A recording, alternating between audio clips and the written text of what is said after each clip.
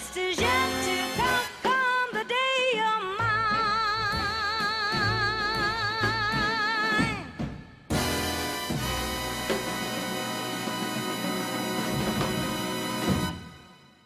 In society, it is difficult to balance the various facets of life that include love, family, marriage, school, career.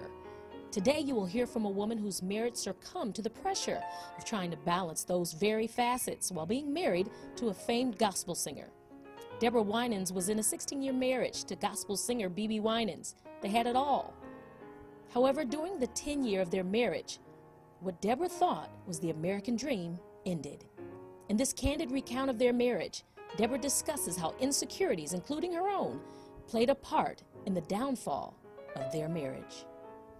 I introduce to you Debra D. Winans. How are you? I'm well. How are you Well, today? you look well. Thank you. I am well. Well, all right, amen. You have a book. Yes. Life Altered, Not Over, My Silent Journey to Wholeness. When I asked you about the book, you explained to me that at one point you had lost your identity as a woman? As a woman, as a person. As a person. You know, when you're married into a celebrity family, I am basically a behind-the-scenes person. I have no problem being behind the scenes. I can't I'm tell okay that. with that. Really, I am. Because your hair is giving me up front. Your pretty smile and your lips are giving me up front. I can work the front, but I can prefer see to be that. in the back. Okay. But I'm very comfortable with it. I teach leadership training. I've spoke to women's conferences, but I got lost. My marriage was in serious trouble. I was married to a well-known person. Who was I going to tell what I was going through? So I learned very well to suppress what I was feeling. You know, the patent answers. How you doing? Oh, blessed of the Lord. The Lord is good. God is, oh, well, how's things? Oh, God, I'm just so blessed. All of that. I learned it very, very well. And yet I was dying, dying. And I just lost Debra, the one who God created, the one who has a purpose and a call. I lost her. I could not find her. We're going to talk about who you were before. Let's back up and talk about who you were before you were introduced to BB.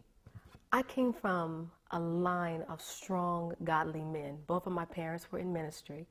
I have 5 brothers and 1 sister. My sister went on to be with the Lord 4 years ago.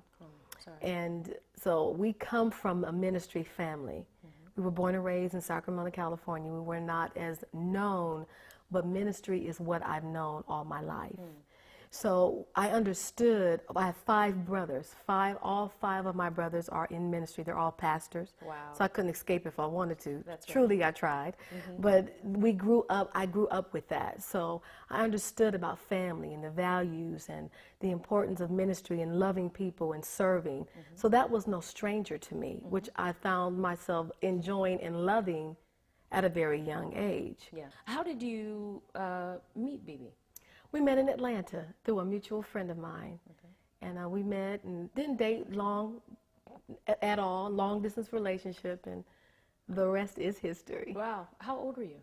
I was 23. Girl, what was I doing? You was a little Getting child. married. You was a Didn't know, baby. couldn't wipe my nose. Yeah, you 23. didn't know. What was I doing? You didn't know nothing. Crazy. Was he famous then? Did he have a name? They were on PTL, Okay. which I never saw them on PTL. I hadn't heard of them. I heard more and saw and heard the Winans, the 4 brothers, music than I heard BB and CC. Okay. But they left PTL when we met. I think they had gone, I want to say a couple of years when we met. So, and when we were engaged, they had just signed their first record deal to Sparrow Records, I O U Me. Ah, that was a jam. Yeah, that was a jam. That was a ball. How did you feel when I O U Me and some of the songs began to get some radio play and they started to get a little famous? I was excited. Yeah. I mean, he is one of the best writers. Yeah. He's a great writer, great producer. He is extremely talented person. Yeah. So I was very proud of he and Cece and what they and their accomplishments and all the things. So, you know, you're driving down the street and it comes on the radio, you're like, oh, that's my boo. You know, you love that. You love all that. Yeah. So I was very proud of them. Yeah. Sure. Yeah. You bring back a lot of memories. Doom, doom, doom, doom, doom. I remember that song. Yeah. So let's fast forward. So now you're married. Great things are happening. You're excited. That's my boo on the radio. You start having children? No, Not right now? I didn't have my daughter until 9 years after I was married. Good for you. Yeah. Yeah. You were married 16 years. 16 years. And most of it happy? No. No, Okay. not really. And to be honest with you, Yeah. you learn to adjust. And what I found that your career is tough. I think it was the Heaven CD. Yes. After the Heaven album came out, they blew up Yes. so quickly. Yeah. When we came home from our honeymoon, 2 weeks later, he was in the studio here in Nashville. Wow. So, it's been going ever since. So the career and the marriage was on the same level. Then the career started taking off, Yeah. and the marriage did not grow. What began to happen to you as his career evolved? Were you working? I've always worked. I've always had a job. I think what started happening, though, was I saw that, in my opinion, that he loved his career more. Okay.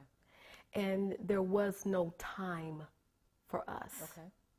So I felt like I was competing with the world, literally, because I was sharing him with the world. And when you are hurting and you don't know what to do with all of this, and you have your own issues and your own unresolved issues within yourself, that's why when I wrote the book, the tagline says, "My silent journey to wholeness," because wholeness is something that is continual.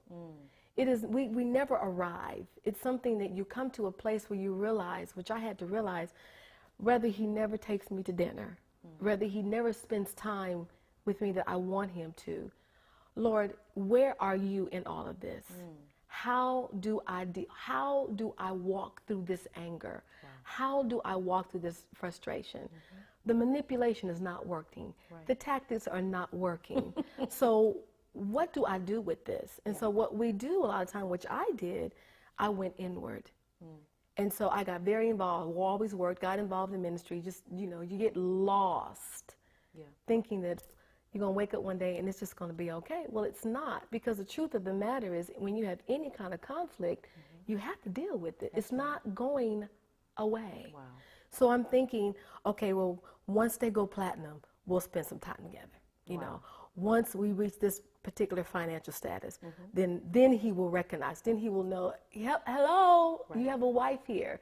Now a baby is here. Oh, surely that's going to make a difference, because now we have a daughter. Surely that's going to make a difference. Well, if you don't discuss the issues, it just grows. Now, were you at fault because maybe you didn't discuss the issue? Oh, absolutely. So you kept silent? I did. I did for a couple of reasons. We are taught many times in the church, excuse me, that just pray and take it to the Lord. And he will work this thing out for you. I believe that. I absolutely believe that. However, he gives us a responsibility. That's right. And there are things that we need to do. There are decisions that we make. So you got up, went to bed, cooked dinner, made love, got the kids ready, did all of that, and still never talked about the real issue. Right. Wow. Right. And you did that for years. I did that for years. I did that for years because there wasn't a whole lot of time together. Wow.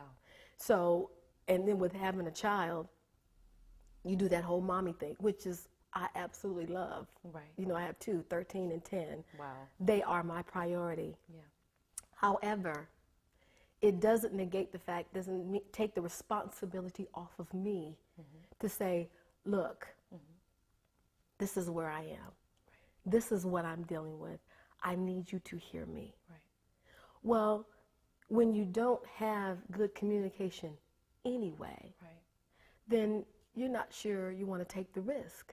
It feels like a risk to you. That sounds crazy to some people, but it's really true.